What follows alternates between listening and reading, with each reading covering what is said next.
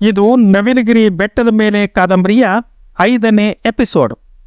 ಇದರ ಹಿಂದಿನ ಎಪಿಸೋಡ್ನ ಒಂದೆರಡು ಸಾಲುಗಳನ್ನು ಓದಿ ಮುಂದೆ ಸಾಗುತ್ತೇನೆ. ಆತ್ಮೀಯ ಸಹೃದಯರೇ, ಕೇಳಿ ಆನಂದಿಸಿ ಆಸ್ವಾದಿಸಿ. ಅಪ್ಪಾಜಿ ಮತ್ತು ನಾನು ಕೆಲವು ಕತ್ತಲ ರಾತ್ರಿಗಳಲ್ಲಿ, ಅಮಾವಾಸ್ಯೆಯ ರಾತ್ರಿಗಳಲ್ಲಿ, ಅಂದರೆ ಅವರು ಕಠಿಣ ಅಮಾವಾಸ್ಯೆ ಅಂತ ಹೇಳಿದ್ರಿಂದ ಭೀಮನ ಅಮಾವಾಸ್ಯೆ, ಮಾಲೆಯ ಅಮಾವಾಸ್ಯೆ ಅಂತ ಕಠಿಣ ಅಮಾವಾಸ್ಯೆಯ ದಿನಗಳಲ್ಲಿ ಮಧ್ಯರಾತ್ರಿ 12 ಗಂಟೆ ಸಮಯಕ್ಕೆ ಆ ಸ್ಥಳಗಳಿಗೆ ಹೋಗ್ತಾ ಇದ್ವಿ. ಅಲ್ಲೆಲ್ಲ ಸುತ್ತಾಡ್ತಾ ಇದ್ವಿ. ಸಮಾಧಿಗಳ ಮೇಲೆ, ಹೊಳೆಯ ದಡದಲ್ಲಿ, ಎಣ ಕುಯ್ಯೋ ಮನೆಯ ಜಗುಲಿಯ ಮೇಲೆ ಕೂತ್ಕೊಳ್ತಾ ಇದ್ವಿ. ಅಷ್ಟರಲ್ಲಿ ಮಧ್ಯೆ ಬಾಯಿ ಹಾಕಿದ ಚಿಕ್ಕಪ್ಪ, ಅಮಾವಾಸ್ಯೆ ರಾತ್ರಿಲೂ ಯಾನು ಕಾಗಿಲ್ವ ಕೂಸು ಅಂದ. ಇಲ್ಲ ಚಿಕ್ಕಪ್ಪ, ನಾವಿಬ್ಬರು ಸುಮ್ಮನೆ ಮಾತನಾಡ್ತಾ ಕೂತ್ಕೊಂಡಿರ್ತಿದ್ವಿ. ಅಪ್ಪಾಜಿಗೆ ಮೊದಲಿನಿಂದಲೂ ಬೀಡಿ ಸೇದೋ ಚಟ. ಅವನು ಬೀಡಿ ಹಚ್ಕೊಂಡು ಬೀಡಿ ಸೇದ್ತಾ ಹೊಗೆ ಬಿಡ್ತಾ ಇದ್ದ. ಮಧ್ಯೆ ಮಧ್ಯೆ ಯಾವುದಾದರೂ ಪ್ರಾಣಿ ಪಕ್ಷಿಗಳ ಸದ್ದು ಕೇಳ್ತಾ ಇತ್ತು. ನದಿಯ ದಡದಲ್ಲಂತೂ ನೀರು ಹರಿಯುವ ಸದ್ದು ಸ್ಪಷ್ಟವಾಗಿ ಕೇಳ್ತಿತ್ತು. ಇಷ್ಟು ಬಿಟ್ಟು ನಮಗೆ ಇನ್ನೇನು ಕಾಣಿಸ್ಲೂ ಇಲ್ಲ, ಕೇಳಿಸ್ಲೂ ಇಲ್ಲ. ಬೇರೆ ಯಾವ ರೀತಿಯ ವಿಚಿತ್ರ ಅನುಭವವೂ ಆಗಲಿಲ್ಲ ಅಂದ. ಚಿಕ್ಕಪ್ಪ ಅವನ ಮಾತನ್ನು ಕೇಳುತ್ತಾ ತಾನು ಒಂದು ಬೀಡಿಯನ್ನು ಹಚ್ಚಿಕೊಂಡ. ಚಿಕ್ಕಪ್ಪ, ಚಿಕ್ಕಮ್ಮ ಮತ್ತು ಮಹಾದೇವ ಮೂವರಿಗೂ ಆಶ್ಚರ್ಯ. ಚಿಕ್ಕಮ್ಮ, ಅಲಕಣ ಕೂಸು, ಹೆಬ್ಬಾಳಕಟ್ಟೆಯಿಂದ ಹತ್ತಾಗೆನ ಮುರಿದು ಮಸಾಣ ಐತೆ. ಅಲ್ಲಿ ರಾತ್ರಿ ಹೊತ್ತಿನಲ್ಲಿ ಕೊಳ್ಳಿ ದೇವುಗಳು ಪಂಜಿಡ್ಕೊಂಡು ಕುಣಿತಾವೆ ಅಂತ ನಮ್ಮೂರ್ನವ್ರು ಹೇಳ್ತಾರೆ ಅಂದ್ಲು. ಇಲ್ಲಿ ಕೊಳ್ಳಿದೆವ್ವ ಅನ್ನುವ ಈ ಪದಕ್ಕೆ ಲೇಖಕರು ಅಡಿ ಟಿಪ್ಪಣಿಯಲ್ಲಿ ಈ ರೀತಿ ವಿವರಣೆ ನೀಡಿರುತ್ತಾರೆ. ಕೆಲವು ಗ್ರಾಮೀಣ ಭಾಗದ ಜನರಲ್ಲಿ ಕೊಳ್ಳಿ ದೆವ್ವಗಳ ಬಗ್ಗೆ ನಂಬಿಕೆ ಇದೆ. ಕೆಲವರು ಹೇಳುವ ಪ್ರಕಾರ ವೀರಭದ್ರಸ್ವಾಮಿ ದೇವರ ಒಕ್ಕಲಿನವರು ತೀರಿಕೊಂಡರೆ ಕೊಳ್ಳಿ ದೆವ್ವಗಳಾಗುತ್ತಾರೆ ಎಂದು ಹೇಳುತ್ತಾರೆ. ಇದಕ್ಕೆ ಕಾರಣ ವೀರಭದ್ರನ ಅವತಾರವನ್ನು ಹೇಳುವ ಜನಪದ ಕತೆ. ದಕ್ಷ ಬ್ರಹ್ಮ ತಾನು ಯಾಗ ಮಾಡಿಸುತ್ತಿರುತ್ತಾನೆ. ಅಲ್ಲಿಗೆ ಅವನ ಮಗಳು ಮತ್ತು ಪರಶುವಿನ ಹೆಂಡತಿಯೂ ಆದ ದಾಕ್ಷಾಯಿಣಿ ಬರುತ್ತಾಳೆ. ದಕ್ಷ ಬ್ರಹ್ಮನು ದಾಕ್ಷಾಯಿಣಿಯನ್ನು ಅವಮಾನಿಸುತ್ತಾನೆ. ಇದರಿಂದ ಮನನೊಂದ ದಾಕ್ಷಾಯಿಣಿಯು ಯಜ್ಞಕುಂಡಕ್ಕೆ ಹಾರಿ ಆತ್ಮಹತ್ಯೆ ಮಾಡಿಕೊಳ್ಳುತ್ತಾಳೆ. ಈ ವಿಷಯ ತಿಳಿದು ಕುಪಿತನಾದ ಶಿವನು ಅಲ್ಲಿಗೆ ಬರುತ್ತಾನೆ. ತನ್ನ ಜಡೆಯಿಂದ ವೀರಭದ್ರನನ್ನು ಸೃಷ್ಟಿಸುತ್ತಾನೆ. ವೀರಭದ್ರನ ಕೋಪ ಆವೇಶಗಳನ್ನು ಹೇಳುವಾಗ ಅವನ ಕಣ್ಣುಗಳು ನಿಗಿ ನಿಗಿ ಕೆಂಪನೆಯ ಕೆಂಡವನ್ನು ಕಾರುತ್ತಿದ್ದವು ಎಂದು ವರ್ಣಿಸುತ್ತಾರೆ. ಇದು ಒಂದಾದರೆ ಮತ್ತೊಂದು. ಇನ್ನು ಕೆಲವರು ಹೇಳುವ ಪ್ರಕಾರ ಚಿನ್ನ ಬೆಳ್ಳಿ ಕೆಲಸ ಮಾಡುವವರು ತೀರಿಕೊಂಡರೆ ಕೊಳ್ಳಿದೆವ್ವಗಳಾಗುತ್ತಾರೆ ಎಂದು ಹೇಳುತ್ತಾರೆ. ಇದಕ್ಕೆ ಕಾರಣ ಅವರು ಚಿನ್ನ ಬೆಳ್ಳಿ ಕೆಲಸ ಮಾಡುವಾಗ ಕೊಳವೆಯಿಂದ ಬೆಂಕಿಯನ್ನು ಊದಿ ಊದಿ ತಮ್ಮ ಹದಕ್ಕೆ ತಕ್ಕಂತೆ ಬೆಂಕಿ ಹತ್ತಿಸಿಕೊಳ್ಳುತ್ತಾರೆ. ಇದರಿಂದಾಗಿ ಈ ನಂಬಿಕೆ ಬಂದಿರಲೂಬಹುದು. ಇಂತಿ ಲೇಖಕ ಡಾಕ್ಟರ್ ಗಂಗಾಧರ ಶೆಟ್ಟಿ ಎಚ್.ಎಂ. ಈಗ ಕತೆಗೆ ಬರೋಣ. ಆಗ ಅವನು ಕೊಳ್ಳಿ ದೆವ್ವಗಳ ಬಗ್ಗೆ ಹೇಳತೊಡಗಿದ. ನಿಮಗೆ ಗೊತ್ತಿರೋ ಹಾಗೆ ಸ್ಮಶಾನದಲ್ಲಿ ಹೆಣಗಳನ್ನು ಹೂಳುತ್ತಾರೆ. ಕೆಲವೊಂದು ಸಂದರ್ಭಗಳಲ್ಲಿ ಆ ಹೆಣಗಳ ಮೂಳೆಗಳಲ್ಲಿರುವ ಬಿಳಿ ರಂಜಕ ಹೊರಬರುತ್ತೆ. ಮದ್ಯದ ಅಮಲಿನಲ್ಲಿದ್ದ ಚಿಕ್ಕಪ್ಪ ಮಧ್ಯೆ ಬಾಯಿ ಹಾಕಿದ. ಬಿಳಿ ರಂಜಕ ಹಂಗಂದ್ರೆ ಯಾನ ಕೂಸು ಅಂದ. ರಂಜಕ ಅಂದರೆ ಅದು ಒಂದು ರಾಸಾಯನಿಕ ವಸ್ತು ಚಿಕ್ಕಪ್ಪ ಅಂದವನೇ ಮುಂದುವರೆಸಿದ. ಆ ಬಿಳಿ ರಂಜಕ ಹೊರ ಬಂದಾಗ ಬೀಸುವ ಗಾಳಿಯ ಜೊತೆ ವರ್ತಿಸಿ ತನಗೆ ತಾನೇ ಹತ್ತಿಕೊಂಡು ಬೆಂಕಿಯಾಗಿ ಉರಿಯುತ್ತೆ. ಆ ಬೆಂಕಿಯನ್ನು ಬೇರೆ ಯಾರೂ ಹಚ್ಚೋದಿಲ್ಲ. ಇದು ನಿಸರ್ಗದಲ್ಲಿ ನಡೆಯುವ ಸಹಜ ಒಂದು ಕ್ರಿಯೆ. ಇದನ್ನು ದೂರದಿಂದ ನೋಡಿದವರಿಗೆ ವಿಚಿತ್ರ ಅನಿಸುತ್ತೆ. ಸ್ಮಶಾನ ಅಂದ್ರೇ ನಮ್ಮಲ್ಲಿ ಹೆದರಿಕೆ. ಹೀಗೆ ಇದ್ದಕ್ಕಿದ್ದಂತೆ ಸ್ಮಶಾನದಲ್ಲಿ ವಿಚಿತ್ರವಾಗಿ ಬೆಂಕಿ ಕಾಣಿಸಿಕೊಂಡ್ರೆ ಹೇಗಾಗಬೇಡ.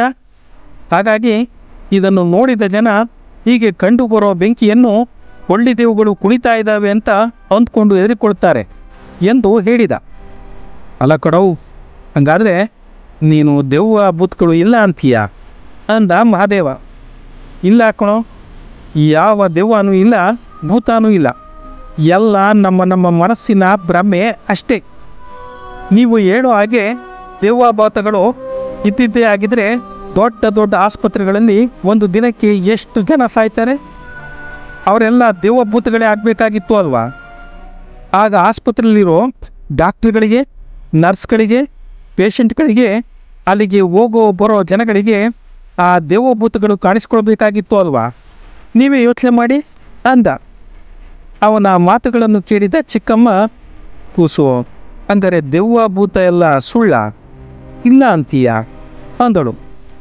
ಚಿಕ್ಕಮ್ಮ, ಈ ಜಗತ್ತಿನಲ್ಲಿ ಒಳ್ಳೆಯದು ಇದ್ದ ಹಾಗೆ ಕೆಟ್ಟದ್ದು ಇದೆ ಅಲ್ವಾ? ಹಾಗೆ ದೇವರು ಇದ್ದ ಮೇಲೆ ದೆವ್ವನೂ ಇರಲೇಬೇಕು ಅಂತ ಕೆಲವರು ಹೇಳ್ತಾರೆ. ಇಂತಹ ವಾದಗಳನ್ನು ಸಹಜವಾಗಿ ಒಪ್ಕೊಳ್ಬೇಕಾಗುತ್ತದೆ. ಆದರೆ ಇದುವರೆಗೆ ದೆವ್ವ ಭೂತಗಳ ಬಗ್ಗೆ ಸ್ಪಷ್ಟ ಮಾಹಿತಿ ಇಲ್ಲ. ನಮ್ಮ ದೇಶದಲ್ಲಷ್ಟೇ ಅಲ್ಲ, ಅಮೇರಿಕಾದಂಥ ಮುಂದುವರೆದ ರಾಷ್ಟ್ರಗಳಲ್ಲೂ ಇದರ ಬಗ್ಗೆ ಅಧ್ಯಯನ ಮಾಡ್ತಾ ಇದ್ದಾರೆ.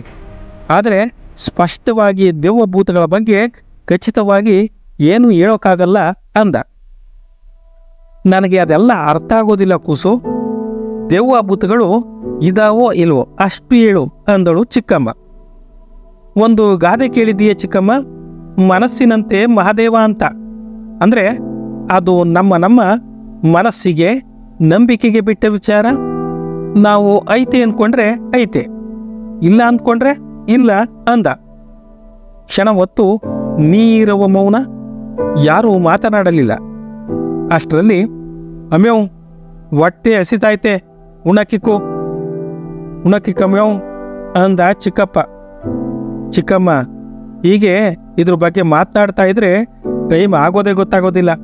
ಊಟ ಮಾಡದ, ಚಿಕ್ಕಪ್ಪನಿಗೆ ಹೊಟ್ಟೆ ಹಸಿತಾಯ್ತಂತೆ ಅಂದ ಅವನು.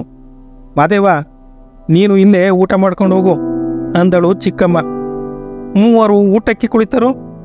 ಚಿಕ್ಕಮ್ಮ ಊಟ ಬಡಿಸಿದಳು. ಊಟದ ನಂತರ ಮಹಾದೇವ ತನ್ನ ಮನೆಗೆ ಹೊರಟು ಹೋದ. ಸ್ವಲ್ಪ ಸಮಯದ ನಂತರ, ಚಿಕ್ಕಮ್ಮ, ಮಹಾದೇವನ ಹೆಂಡ್ತಿ ನಿನ್ನ ಸೊಸೆ ನಿಮ್ಮಿಬ್ರು ಚೆನ್ನಾಗಿ ನೋಡ್ಕೋತಾರ ಅಂದ ಅವನು. ಏನು ಸೊಸೆನೋ ಏನೋ ಅಂದಳು ಚಿಕ್ಕಮ್ಮ ನೀರಸದಿಂದ. ಸೊಸೆ ಅಂತೆ ಸೊಸೆ, ಅವಳೆಂತ ಸೊಸೆ ಬಿಡು. ಒಂದು ದಿನಕ್ಕೂ ನಾನು ನಿಮ್ಮ ಚಿಕ್ಕಮ್ಮನ್ನು ಪ್ರೀತಿ ವಿಶ್ವಾಸದಿಂದ ನೋಡಲಿಲ್ಲ. ಲಗ್ನ ಆಗಿ ಬತ್ತಿದ್ದಂಗೆ ಮನೆಯ ಒಡೆದ್ಬಿಟ್ಲು ಅವ ಅಂದ ಚಿಕ್ಕಪ್ಪ. ಮಧ್ಯೆ ಬಾಯಿ ಹಾಕಿದ ಚಿಕ್ಕಮ್ಮ, ನೀವು ಸುಮ್ಕಿರಿ ಸಾಕು ಅಂತ ಚಿಕ್ಕಪ್ಪನ ಬಾಯಿ ಮುಚ್ಚಿಸಿದಳು.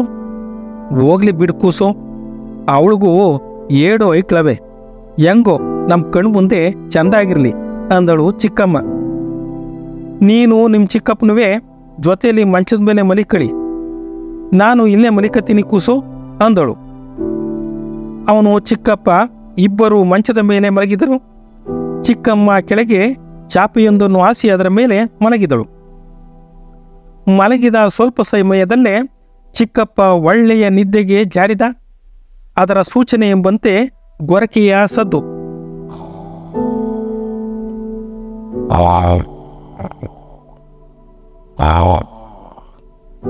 ಅವನಿಗೆ ಮಾತ್ರ ನಿದ್ದೆ ಬಾರದು. ಆ ಮಗ್ಗುಲಿನಿಂದ ಈ ಮಗ್ಗುಲಿಗೆ, ಈ ಮಗ್ಗುಲಿನಿಂದ ಆ ಮಗ್ಗುಲಿಗೆ ಹೊರಳಾಡತೊಡಗಿದ. ಇದನ್ನೆಲ್ಲ ಗಮನಿಸುತ್ತಿದ್ದಳು ಚಿಕ್ಕಮ್ಮ.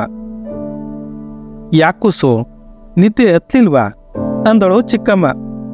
ಇಲ್ಲ ಚಿಕ್ಕಮ್ಮ, ಯಾಕೋ ನಿದ್ದೆ ಬರ್ತಾ ಇಲ್ಲ ಅಂದ. ಯಾನು ಚಿಂತೆ ಮಾಡಬೇಡ ಕೂಸು, ಚಿಂತೆ ಮಾಡಿದ್ರೆ ನಿದ್ದೆ ಬಂದಾದ. ಮನಸ್ಸಿನಾಗೆ ದೇವ್ರ ಧ್ಯಾನ ಮಾಡಿಕೊಂಡು ಮಲಿಕೋ ಅಂದಳು. ಯೋಚನೆ ಏನು ಇಲ್ಲ ಚಿಕ್ಕಮ್ಮ ಎಂದವನೇ ಮನಸ್ಸನ್ನು ಬೇರೆ ಕಡೆ ಹರಿಬಿಡದೆ ನಿದ್ದೆಯ ಕಡೆ ಜಾರಲು ಪ್ರಯತ್ನಿಸಿದ. ಆದರೂ ನಿದ್ದೆ ಮಾತ್ರ ಬಾರದು.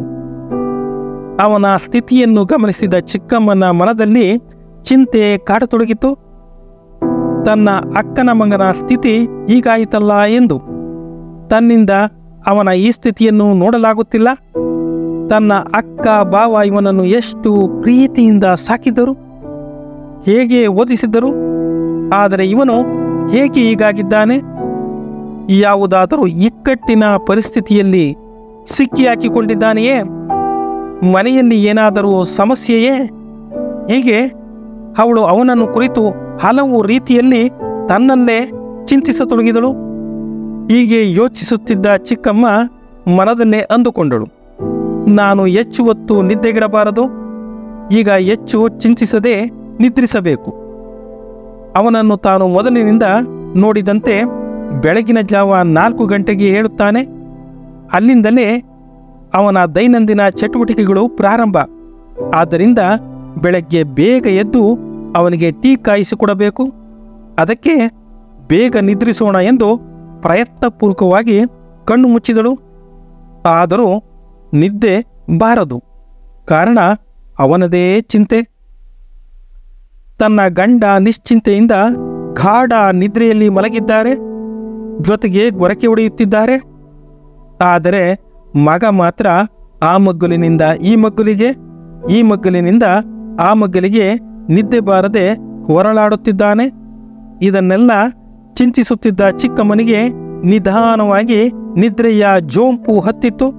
ಆಕೆ ಹಾಗೆ ನಿದ್ರೆಗೆ ಜಾರಿದ್ದಳು.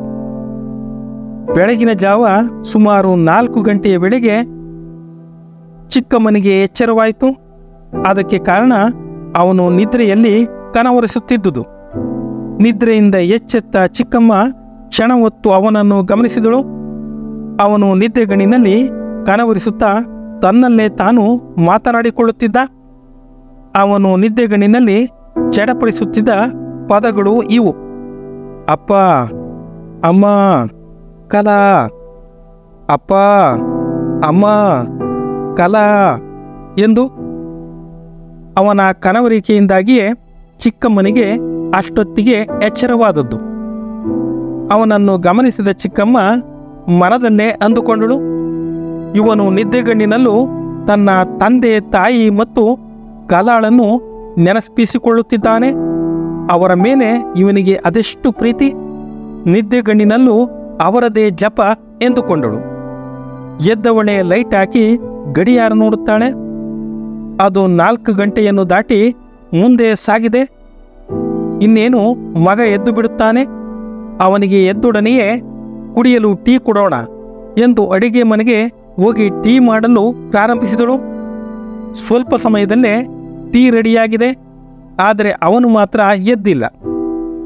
ಈಗ ಗಾಢ ನಿದ್ರೆಯಲ್ಲಿ ಮಲಗಿಬಿಟ್ಟಿದ್ದಾನೆ. ಕನವರಿಕೆ ಕೂಡ ನಿಂತಿದೆ. ಅಷ್ಟರಲ್ಲಿ ಚಿಕ್ಕಪ್ಪನಿಗೆ ಎಚ್ಚರವಾಯಿತು.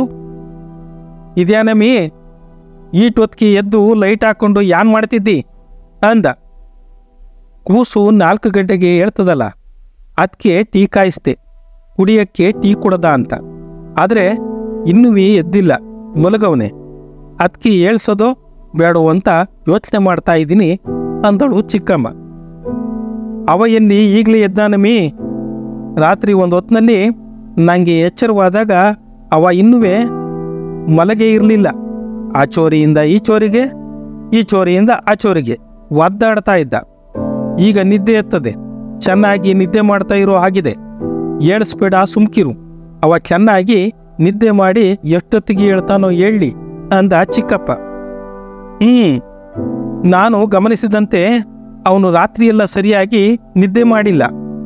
ಒಂದು ಹೊತ್ತಿನಲ್ಲೆಲ್ಲ ಕನವರಿಸ್ತಾ ಇದ್ದ ಅಂದಳು ಚಿಕ್ಕಮ್ಮ. ನಾನು ಕೇಳಿಸ್ಕೊಂಡೆ.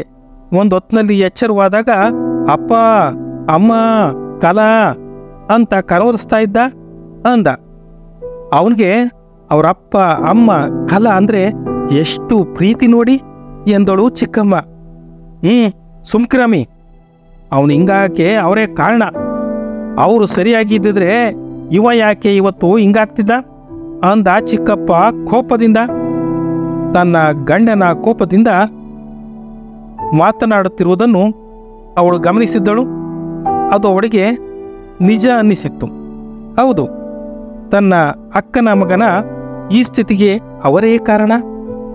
ಅದು ತನ್ನ ಅಕ್ಕ, ಭಾವ, ಅಂದರೆ ಅವನ ತಂದೆ ತಾಯಿಗಳೇ. ಅವರು ನೆಟ್ಟಗಿದ್ದಿದ್ದರೆ ಇವತ್ತು ಈ ಮಗನ ಪರಿಸ್ಥಿತಿ ಹೀಗೆ ಆಗುತ್ತಿರಲಿಲ್ಲ ಎಂದು ಮನದಲ್ಲೇ ನೊಂದುಕೊಂಡಳು.